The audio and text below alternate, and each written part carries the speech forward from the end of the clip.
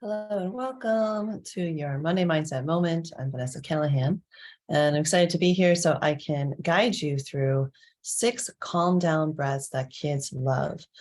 Now, what is the deal with these breathing tools anyway? Well, it turns out it's the fastest way to hack your nervous system so that it actually starts to downregulate and you start to get to that place of calm and control. And in my world, we like to say it's one of the fastest ways to get your lid back on, so that the different parts of your brain are integrated again, working together, and you get things back like a sense of time and logic and reasoning and being able to make good decisions and kind of get that wise leader back online. Now, it's not just for the kids, though, it's for us as well. So I'm going to teach you 6 different calm down breaths. I'm going to roll through them so that you can learn each one.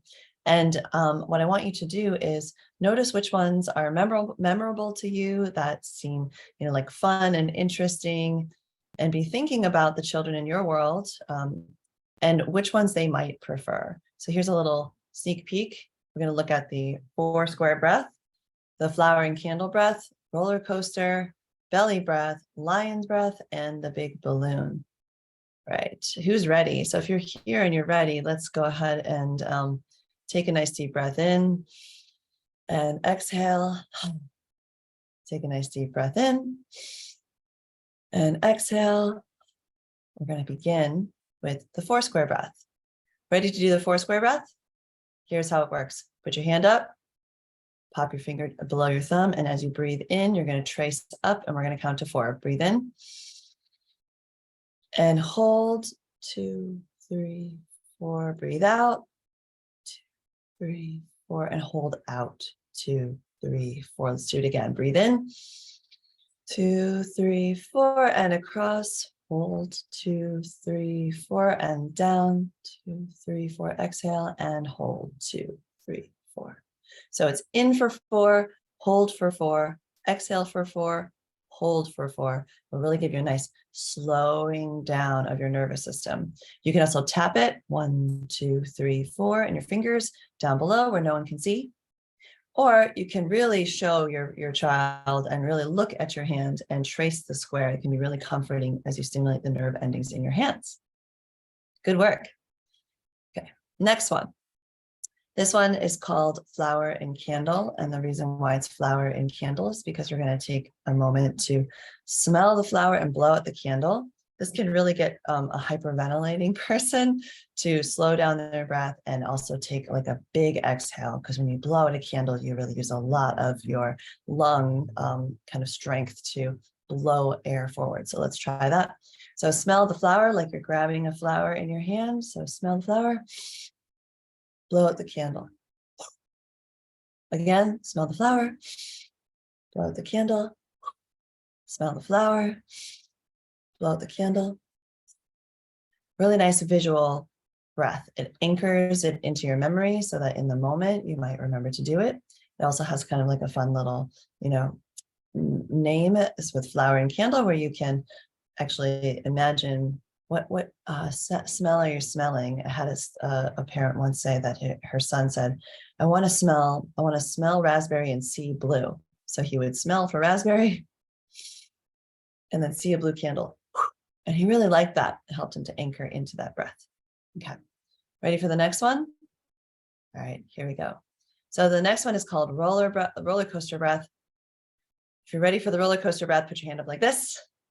And you're going to trace similarly to the 4 square breath, starting here. You're going to breathe in and breathe out. Breathe in and breathe out. Let's do it together. Ready? Breathe in and out. And in and out. And in and out. In and out. In and out. Very soothing roller coaster ride. You can hold it looking at it, right? So you don't have to face it out, but when you show your children, you might want to do it this way first so they can really see what you're doing. But you can start in either side, facing yourself. You can also have your hand low and do it more subtly if you like. But stimulating the nerves on the inside in between your fingers is really soothing and even pleasant. It can kind of give you some pleasure sensation to help you also tune into your body, into your senses, ground you, And again, you're slowing down that breath and making sure you're doing full inhales and full exhales. Nice work with the roller coaster breath. So far, have you noticed one of them stand out to you? So let's take a moment and reflect. How did it feel to do these 3 breaths so far? The 4 square breath, yeah. The flower and candle breath, right? And the roller coaster breath. Which one stood out to you so far? I would love for anybody who is watching this to go ahead and put the name of the one that you like the best so far for you. So it could be like, maybe it's 4 square for me. And then also for each of your children, roller coaster for Georgie, flower and candle for Susie, right? Maybe it's the 4 square for Ahmad. Yeah, go ahead and put it down. It's really important to kind of anchor in as you learn something new. Yeah, good work. Sarah, I see you put roller coaster for me, flower and candle for Cade. Excellent. Really good. Nice. Okay, we're going to do 3 more. Now, belly breath is one that's a little bit harder to show you, but let's go ahead and try. So for the belly breath, you're going to want to get something like a stuffed animal, or maybe it's just the journal that you're writing in or something. And as you begin your belly breath, you're going to want to put it on your belly. Maybe it's like looking at you, like a little kid, right? And you lay down, and when you breathe in, you watch it rise and fall as you breathe in. So, and this is really getting you to do that belly breath and also to focus on it instead of something else that's bothering you, right? So you're ready to try the belly breath? Okay, so grab something to put on your belly, put it on your belly, and then you breathe in and see how it lifts up. So you look at it and try to make it go up as high as you can. And then make it fall as much as you can. Now with kids, you can really talk to them about expanding their rib cage and what that feels like to get as big as they can, both in every direction possible. Be like, really fill your belly and your ribs. See how big you can make it. Ready? Again. And you did the belly breath. Nice. This can be a really good one to do right before bed, because you're maybe laying down already, or before a nap. And it can be a way to get a visual to represent what's happening in the body so they can connect with that. And we can connect with that more easily. And yeah, use something that you already have in your hands and just set it on your belly, or something fun like this guy. All right, nice, good work. So next breath, shall we? Ready? Okay, so the next one, let's see, we have, yeah, that's right. I actually want to do the big balloon one next, and we'll save lion's breath for the end. Okay, ready to do the big balloon? All right, let's get set to do the big balloon. So you're going to take your hands, put them in front of your belly, similar to the belly breath that we practiced in the last part.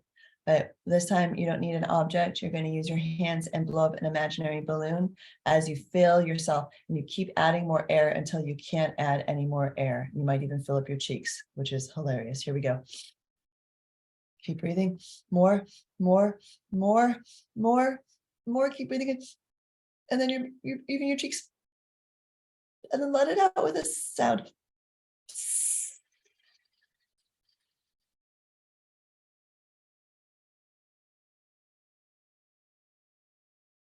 There's even more air in there. Let it out.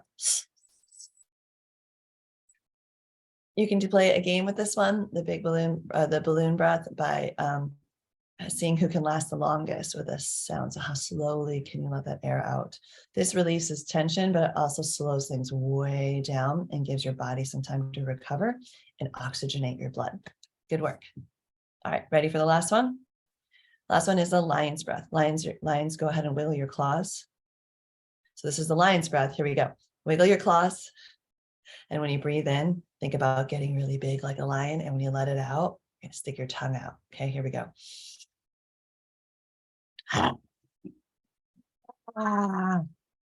You can try a sound like that, like a little roaring sound. The other thing you can do is you can cross your eyes and look up, which helps to integrate your left and right hemispheres and get across that left-right center of the brain. Okay, here we go. Let's do it again. Wiggle your claws, little lions. Here we go. Breathe in.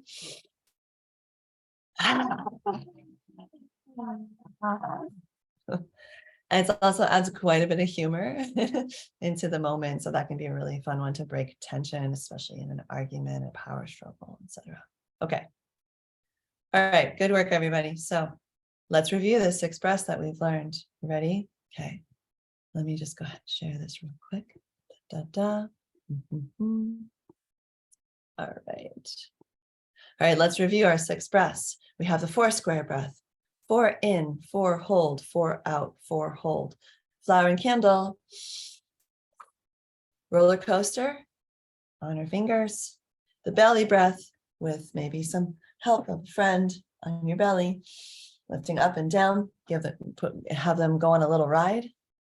Big balloon, fill up as big as you can, and then even more, and let it out with a sound as slowly as you can until you're completely empty, like really pump to get all the air out of your lungs.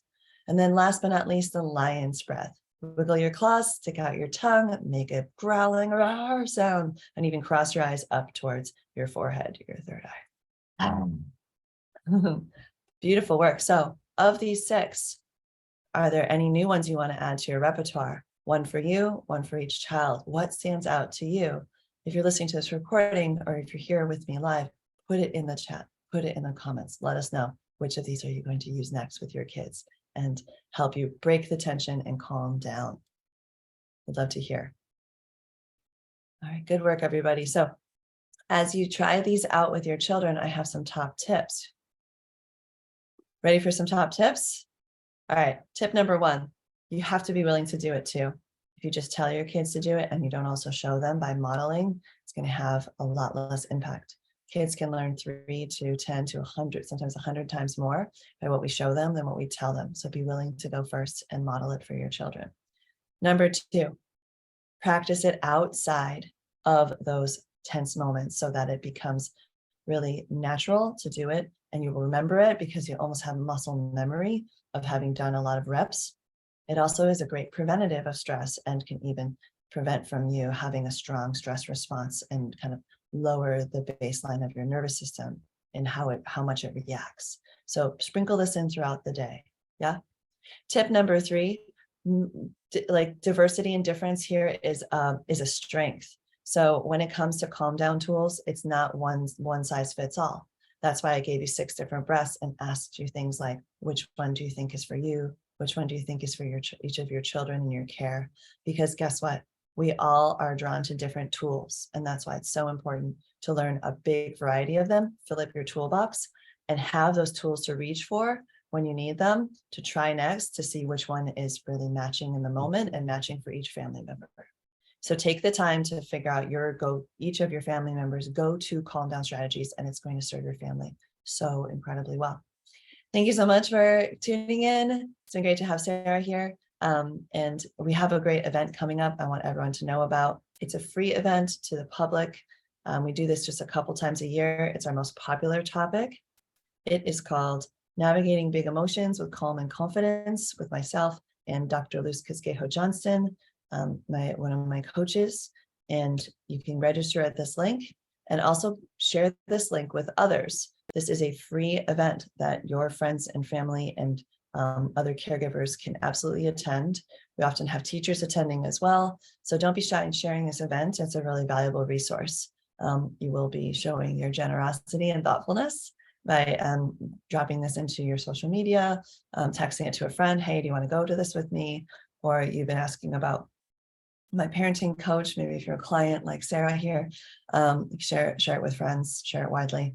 It's a really accessible workshop, and it really helps people to kind of get into the frame of mind of like what's possible when we learn a lot about our emotions alongside our children and really help them to have self-regulation, self-awareness, and self-management tools that will last a lifetime. So worth it. It's about an hour and a half. And yes, there will be a replay, but you'll get a lot more out of it if you come live. The details are Monday, April 17th, 6 to 7:30 p.m. Pacific. Late enough, so it's early enough, so it's after work for the Pacific folks, but not so late that it's way past bedtime for the East Coast folks. So we targeted a time that works for most people, we found.